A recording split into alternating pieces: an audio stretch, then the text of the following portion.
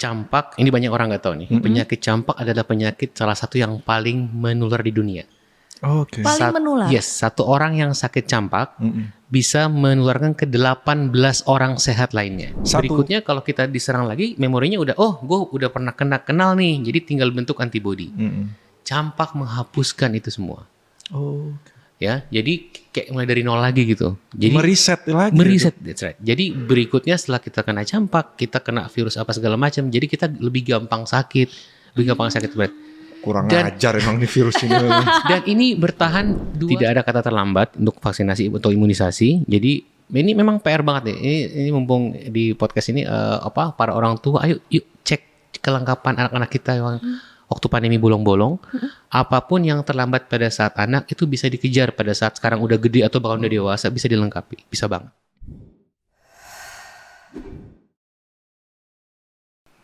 Halo sahabat Merdeka, kembali lagi di podcast Junto. Yeay. Saya pakai tepuk tangan gak sih lu? Oh, boleh. Nah ini nih ada yang baru. Biasanya aku ditemani oleh sosok wanita cantik berambut panjang. Kali ini sosok lelaki yang gagah, tampan dan pemberani. Bisa dibilang gitu nggak? Naik gaji. Pasti kali ini udah bukan yang pertama ya? Iya. Sebelumnya udah pernah podcast Junto juga. Betul. Tapi sama Mas Angga. Kali ini sama aku. Lagi nggak akur soalnya. Lagi berantem. Nah, kali ini kita sudah kedatangan Dr. Dirga Sakti Rambe, internis atau vaksinolog dari Rumah Sakit IMC Pulau Mas. Halo dokter. Halo. Dok, gimana kabarnya dok? Alhamdulillah baik. Sehat ya dok ya. Nah dokter ini kan yang terbaru nih ya dok, kasus ada dokter di Cianjur meninggal yang diduga katanya tertular campak saat bertugas gitu. Nah sebelumnya kan belum banyak kasus ini ya dok. Kenapa sekarang bisa terdengar dan menjadi wabah? Ya, jadi kalau kita lihat baru beberapa hari lalu Kementerian Kesehatan merilis ya, tepatnya ada 3 orang dokter di Indonesia meninggal karena campak yang akhir-akhir ini tahun ini. Campak itu penyakit yang sudah lama, nggak pernah hilang. Sebetulnya setiap hari masih ada di tengah-tengah kita. Sekarang pertanyaannya kenapa sekarang dia tiba-tiba mewabah gitu? Jawaban utamanya, faktor utamanya karena satu, turunnya cakupan imunisasi campak pada anak itu. Jadi kalau makin sedikit anak yang divaksinasi, kan dia nggak punya kekebalan. Jadi kalau ada satu aja yang sakit, jadi mudah sekali menular. Ini karena memang problemnya pure murni imun tubuh turun. Jadi orang kena virus campak itu ya dok? Ada 2 masalah utama. Nomor 1, campak, ini banyak orang nggak tahu nih. Penyakit campak adalah penyakit salah satu yang paling menular di dunia. Oke. Paling menular? Yes, satu orang yang sakit campak bisa menularkan ke 18 orang sehat lainnya. Satu? Yes, 18. Oke. Perbandingan waktu COVID, satu orang sakit COVID cuma nularin ke 3 orang. Campak 18. 2 tadi, jarang atau makin sedikit yang diimunisasi kan nggak punya kekebalan. Jadi satu orang sakit ke 18. Terus kan kali 18 kan gitu. Jadi susah memang untuk mengatasinya gitu kalau kita tidak meningkatkan cakupan imunisasi gitu. Kalau saya serius sedikit nih dok, soal data misalkan ya kan. Dari awal itu kalau kita lihat dari tahun 2022 itu kan kasus campak itu kan nggak terlalu besar ya. Baru tinggi itu naik tajam tahun 2023.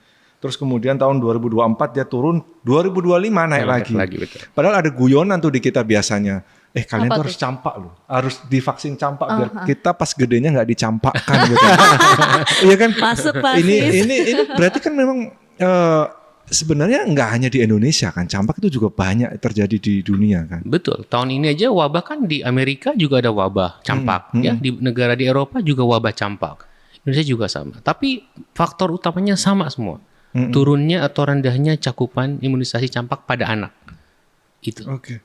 Ini kalau kita ya kena sakit nih, sakit campak nih dok. Itu karena memang gaya hidup, memang karena lingkungan, atau karena apa? Atau pola makan atau apa sih dok? Campak itu penyakit infeksi. Jadi penyakit itu ada 2. 1 penyakit infeksi, 2 penyakit degeneratif karena usia, karena gaya hidup. Kalau contohnya sakit diabetes, darah tinggi, jantung itu penyakit degeneratif namanya. Kalau penyakit infeksi itu ada kumannya. Jadi kita mau sesehat atau sesakit apapun, kalau kumannya nggak masuk kita nggak akan sakit. Itu konsep penyakit infeksi. Tapi kan nomor 1 kita tidak mungkin fit setiap hari gitu loh. Misalkan minggu ini kita fit, minggu depan kita kecapean, kelelahan, kita jadi nggak fit. Pas banget kok kita ada paparan virus campak, sakit deh gitu. Jadi kombinasi antara faktor kita sendiri sama faktor virusnya atau penyakitnya itu. Nah, kan tadi katanya anak kecil yang misalnya anak kecil udah kena campak gitu ya. Terus kita yang udah kena vaksin kok bisa dengan mudah tertular juga, Dok? Padahal kita udah vaksin kan? Ya. Nomor satu, secara umum sebetulnya orang yang pernah kena campak itu dia nggak akan kena campak lagi. Karena kan setelah sakit muncul kekebalan. Kekebalan. Udah ada. Iya, tapi kita kan tidak ingin kita kebal setelah sakit. Itulah gunanya vaksinasi. Vaksinasi itu kan sebelum sakit disuntikan vaksin supaya kebal.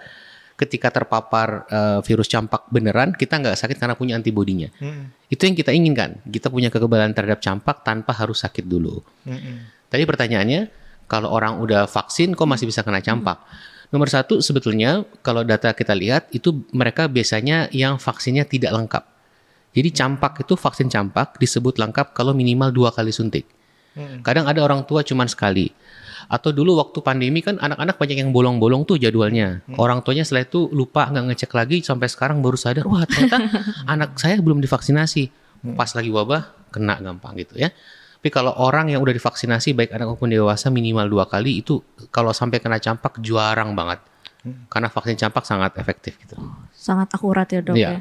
Berarti kan, tapi kalau kita lihat ya, di tengah masyarakat kita rata-rata anak kecil loh, Dok, yang kena. Tapi memang campak nggak doyan ke anak gede gitu. Iya. Yang diserang anak kecil memang. Apa peluangnya anak lebih besar, Dokter? Ini anggapan yang harus diluruskan ya. Nomor satu, kita tuh menganggap remeh campak. Campak doang, bener kan? Iya. Ada guyonan sampai dicampakkan itu karena kayak ke dokter campak, nanti tahun depan ke dokter campak lagi, jadi campak berkali-kali gitu ya. Biar nggak dicampak. Nah nomor satu, ternyata kita nggak boleh nganggap remeh campak. Dia bukan penyakit yang sekadar ruam. Ya, ternyata ada komplikasi, ada yang meninggal baik anak maupun dewasa. Dan ini kita ngomong misalkan di Jakarta loh, kota besar, bukan di pinggiran gitu ya. Terus jadi nggak boleh anggap remeh karena bisa ada komplikasi, terutama memang ke mereka-mereka yang berisiko tinggi. Apa itu? Nomor satu, anak-anak yang tidak divaksinasi, tidak sama sekali atau tidak lengkap. Yang kedua, anak-anak yang punya masalah gizi. Banyak sekali anak yang punya masalah kurang gizi ya, gizi buruk lah, sampai stunting segala macam. Itu kan daya tahan tubuhnya rendah sekali gitu ya. Yang ketiga, kita orang dewasa juga bisa kena. Kenapa? Orang dewasa bisa kena? Iya. Jadi orang dewasa justru secara jumlah kasus memang anak-anak pasti lebih besar ya. Tapi orang dewasa bisa kena. Kenapa? Nomor satu, justru sedikit orang dewasa yang udah pernah vaksinasi campak. Kalau yang lahirnya 90-an ke atas, itu waktu dia kecil, itu udah ada tuh vaksin campak program nasional. Cuman kalau kita gitu yang udah agak... kita nggak termasuk. Mungkin dulu waktu kecil ada banyak yang bolong-bolong belum lengkap gitu kan. Itu satu. Yang kedua, orang dewasa banyak yang punya komorbid. Sakit gula, sakit jantung, autoimun, kanker. Itu kan daya tahan tubuhnya rendah sekali. Di anak-anak jarang yang kayak begini. Jadi dewasa bisa kena. Yang ketiga, ada populasi lansia. Lansia itu imunitasnya kan rendah, menurun dibanding orang dewasa muda. Mereka juga gampang kena sakit. Jadi kalau mau dibandingin nih head to head anak sama dewasa, jumlah campak pada anak lebih banyak, tapi jumlah kasus berat dan kematian justru lebih pada dewasa. Itu. Oh, karena tadi yang udah penyakit bawaan itu ya, Dok ya. Makanya sampai ada dokter meninggal 3 orang kan. Kan dokter kan garis terdepannya bersentuhan dengan pasien itu banyaknya gitu. Ya karena kan memang sampai kalau yang sudah kena, misalkan anak kecil kena campak, kemudian dampaknya udah berhari-hari tuh harus di rumah terus, nggak boleh kemana-mana loh. Secara penularannya itu memang seserem itu gitu. Sampai tadi menularkan ke 18 ya, orang. Itu lewat apa, Dok? Misalkan dulu kalau COVID itu kan lewat droplet atau apa sih? Sayangnya sama. Jadi betul. Sama. Jadi tadi 18 orang nularin. Yang kedua cara penularan campak lewat 2 cara. Yang kedua pertama kontak langsung, jadi kulit sama kulit gitu ya. Itu yang lagi tumbuh ruam-ruam merahnya itu. Oh, kalau diginin juga bisa nular. Itu nular. Yang kedua lewat droplet, jadi percik liur kalau kita ngomong batuk bersin. Itu 2 cara penularannya. Terus yang ketiga, kan campak itu gejalanya gini, demam, habis itu muncul ruam. Nah, sebelum demam itu dia udah di masa inkubasi sebetulnya. Artinya virusnya itu udah ada di tubuhnya.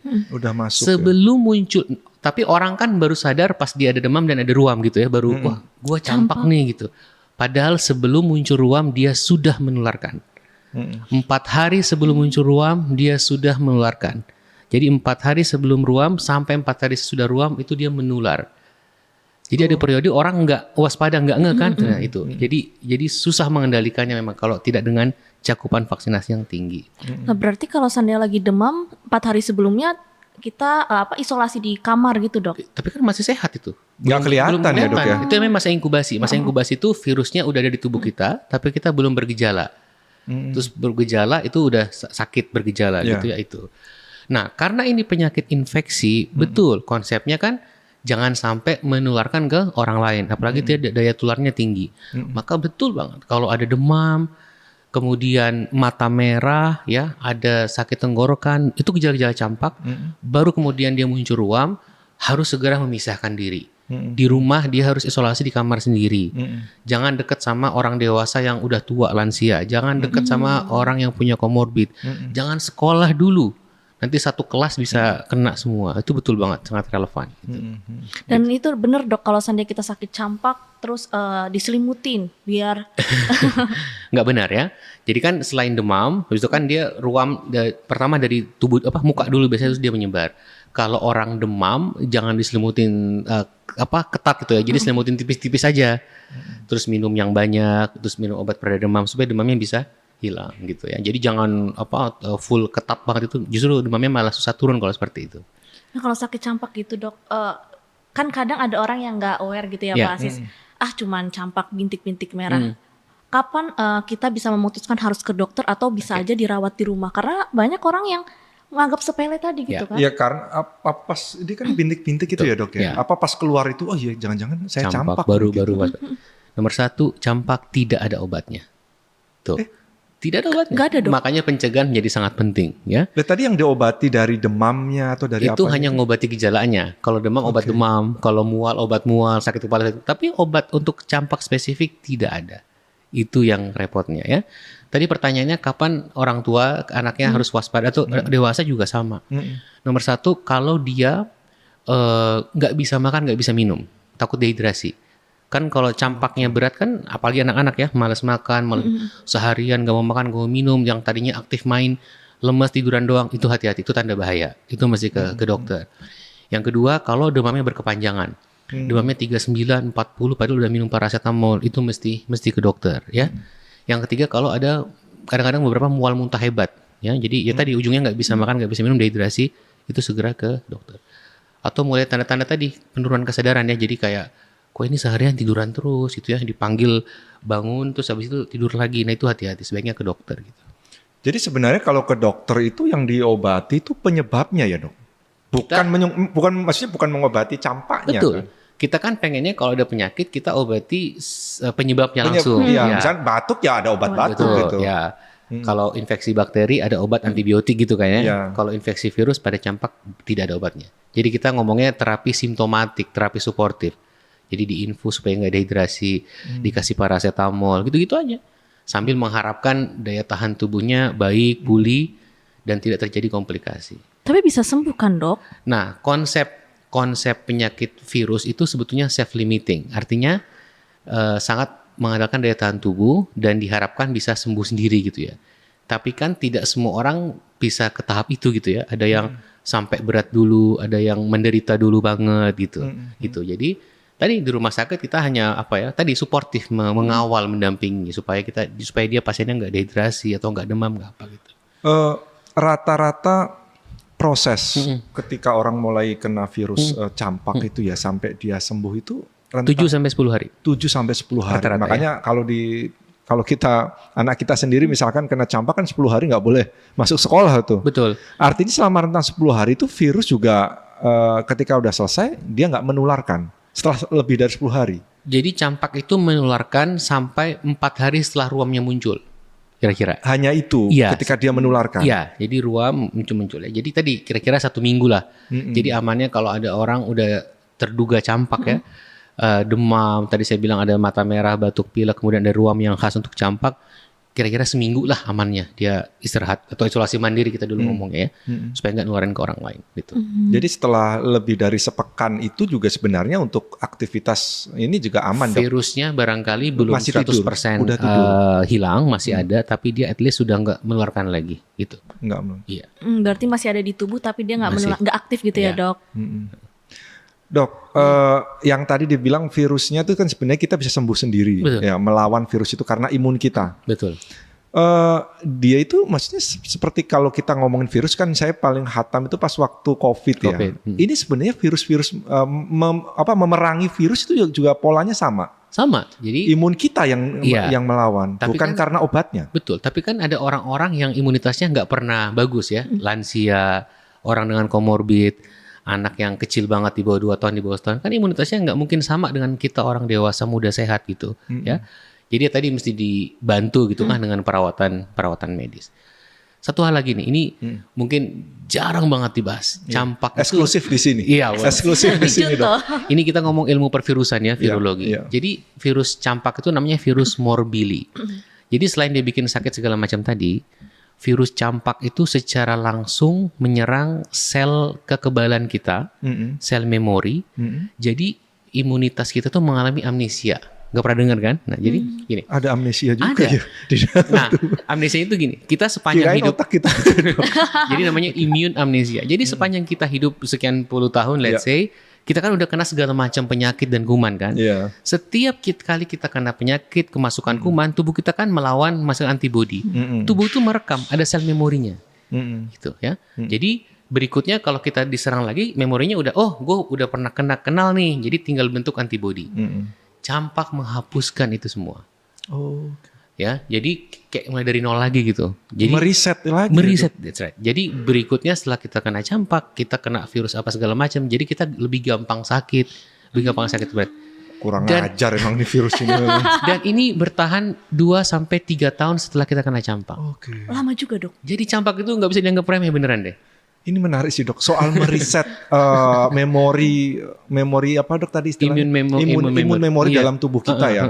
Ini serem loh. Misalkan imun kita ya, Dok, ya Iya. udah mengenali virus A, B, C segala macam atau penyakit apapun yang ada dalam kita, dia udah bisa merekam, oh, ini cara pencegahannya segala. Tiba-tiba datang Dihapus. virus campak, dihapus semua. Dia kan jadi nggak Amnesia. kenal. Amnesia tadi. Unik ya virus Jadi ini, jangan Dok. kena campak, itu yang paling penting sebetulnya, cegah itu. Dok, ini kan sebenarnya tadi apa ya, virus lama ya. Apa susahnya ya beresin virus ini ya, Dok? Secara alamiah tadi kan saya bilang daya tularnya sangat tinggi ya. Terus dia bisa tahan di udara bebas 2 jam. Kalau virus-virus lain itu nempel di meja gitu hitungan menit mati. Mati dia. Campak 2 jam gitu. Jadi emang dia tahan banting gitu kan. Jadi susah dikendalikan ya. Jadi makanya cara mengendalikannya memang melengkapi imunitas kita sendiri gitu masing-masing. Terus kemudian populasi ya, komunitas masyarakat gitu. Nah selama ini cakupan itu tinggi imunisasi kita, sebelum pandemi tinggi. Jadi kita nggak pernah dengar kayak gini-gini nih.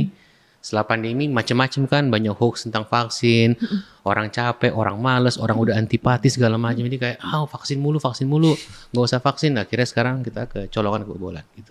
Oh, bisa dikatakan nggak kalau dengan wabahnya ini sebagai kejadian luar biasa, Dok? Betul. Ada parameter untuk mengatakan kapan wabah itu dibilang KLB ya. Jadi dilihat kasusnya tahun lalu di bulan yang sama sekian, itu sekarang KLB di 14 provinsi ingat saya tahun ini. 14 provinsi di Indonesia melaporkan campak. Kalau ditarik data cakupan vaksinasi di tempat 14 itu semuanya bolong-bolong. Artinya cakupannya turun. Ya kalau dilihat dari angkanya kan memang ya puluhan ribu ya, Dok. Ya. Kalau COVID itu kan dulu sampai jutaan. Kalau misalkan virus ini cepet banget menular 1 ke 18 orang. Maksudnya penyebaran virusnya itu kan nggak seperti dulu kalau di COVID itu nempel aja. Kita nempel kena hidung Jaga bisa jarak cepet ya, jaga jarak gitu. Itu hampir sama nggak sih polanya? Gini, waktu pandemi kita fokusnya semuanya ke COVID pandemi. Jadi semua penyakit kayaknya mesti dianggap COVID dulu sampai terbukti sebaliknya. Semuanya di swab, antigen, PCR semua.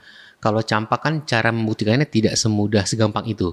Jadi mayoritas hanya pakai klinis. Jadi cuma ngelihat nih, oh ini demam, ruamnya khas, ini kita bilangnya terduga campak. Terduga campak. Untuk terkonfirmasi memastikan kalau COVID pakai swab, kalau campak mesti cek darah.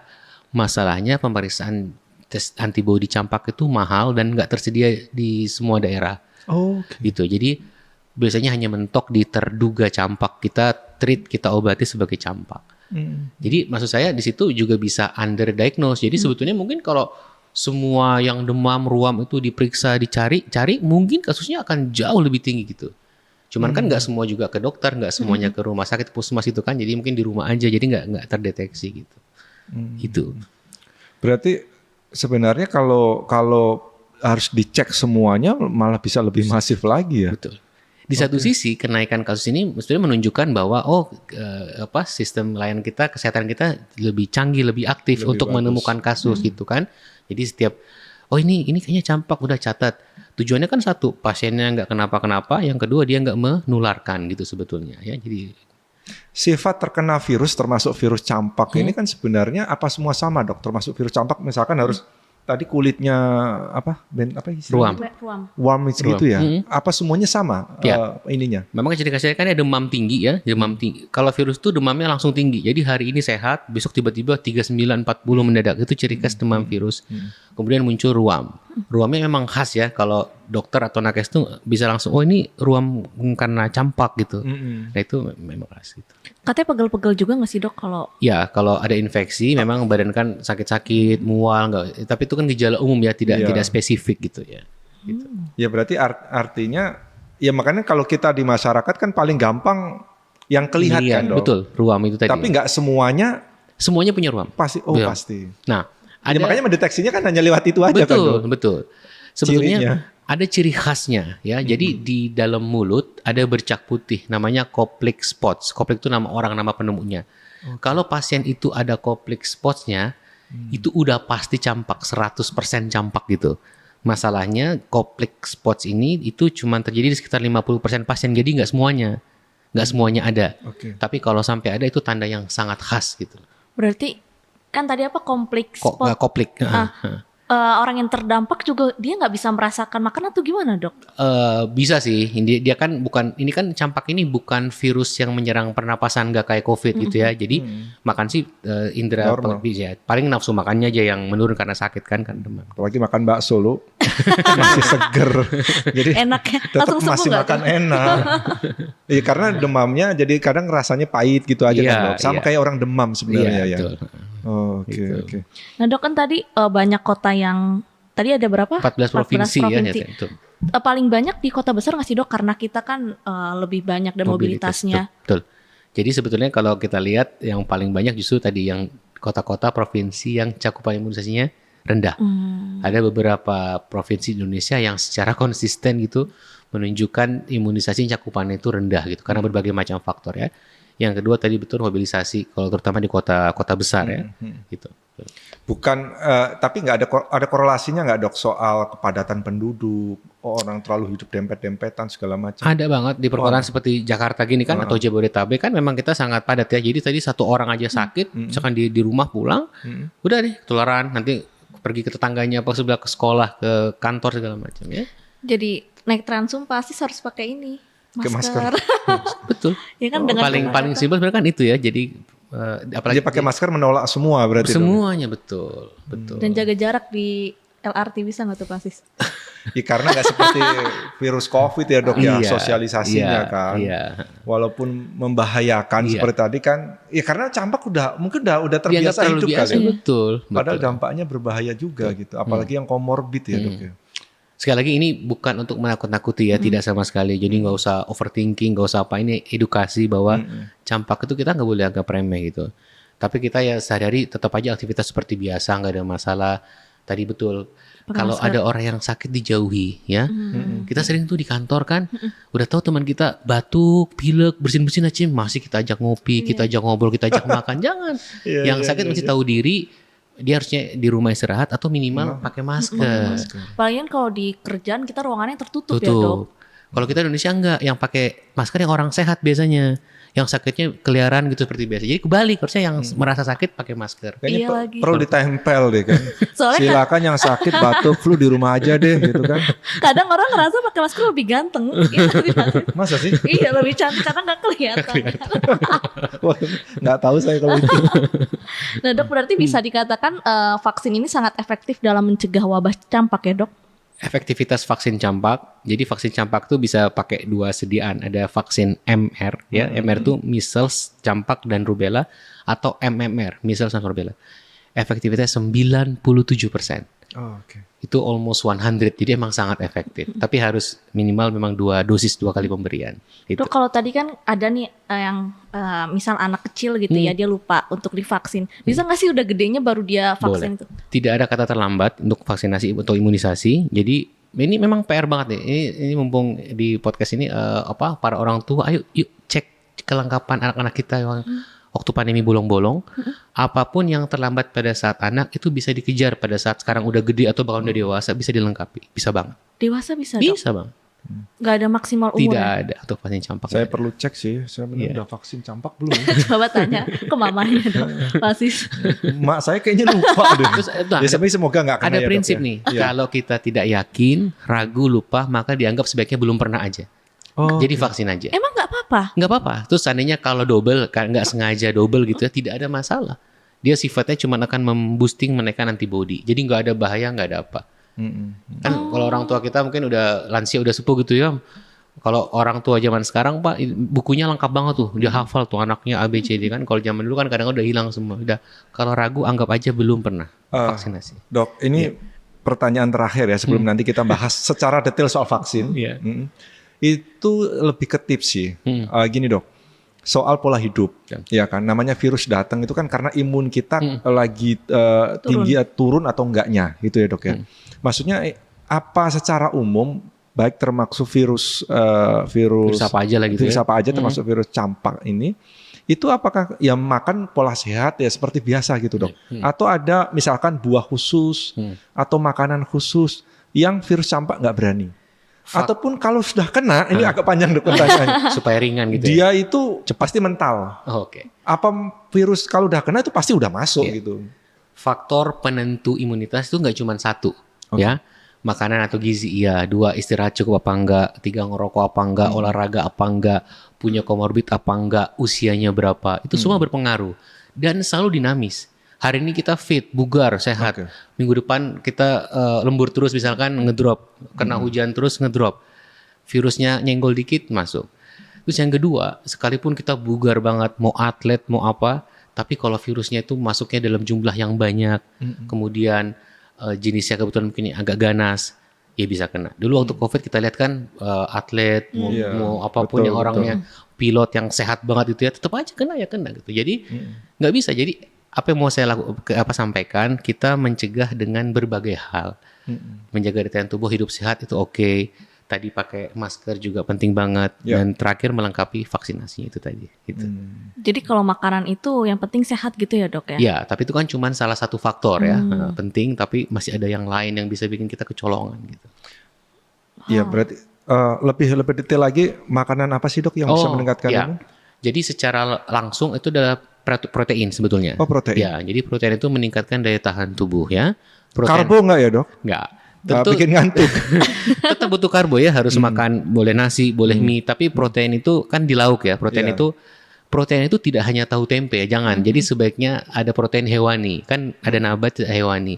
Yang lebih cepat itu hewani, ayam, ikan. Nggak harus daging kok, ada ayam, ada ikan ya. Daging juga boleh, sapi, kambing, tahu tempe. Telur itu murah, terjangkau dan juga bagus ya. Sama tadi tetap yang lainnya buah, sayur, air putih tetap juga dikonsumsi ya.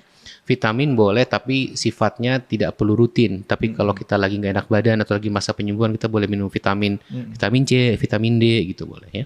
Berarti tapi kalau ayamnya ayam yang yang kayak cepat saji gitu nggak apa-apa dok? Nah itu sebetulnya ayamnya sehat tapi karena pengolahannya jadi tidak sehat ya. Jadi baiknya memang kalau seperti itu jangan dulu. Jadi ayam yang diolah sendiri barangkali ya, kan bisa dibakar, sehatnya dipanggang, sehat ketimbang digoreng apalagi pakai tepung gitu kan. Nanti niatnya baik tapi dapatnya kurang baik jadi malah nggak bagus buat tubuh. Iya, artinya kalau dari sisi pola hidup, makan sudah sehat, imunnya bagus, kalaupun terkena virus campak masih ada kemungkinan untuk kena. Masih kemungkinan untuk kena, walaupun nanti soal sakitnya itu masih bisa. Nah, orang yang daya tahan tubuhnya bagus, recovery-nya lebih cepat biasanya. Oh, recovery-nya aja ya dok ya. Jadi dia jarang jatuh ke sakit yang berat, apalagi sampai dengan kematian. Itu. Jadi penting. Asal dengan catatan tadi dan juga tidak ada komorbid ya dok. Untuk dewasa betul sekali komorbid. Dok, kalau seandainya kita jemuran bisa membunuh virus juga nggak sih? Tidak.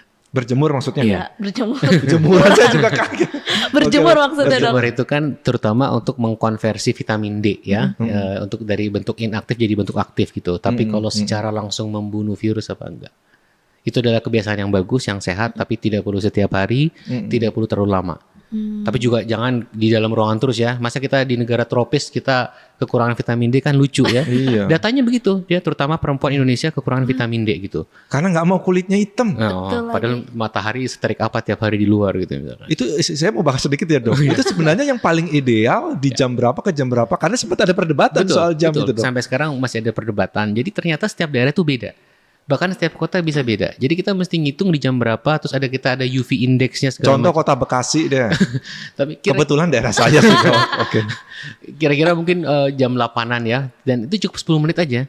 3 kali seminggu gitu. Jadi nggak usah lama-lama, nggak usah gitu.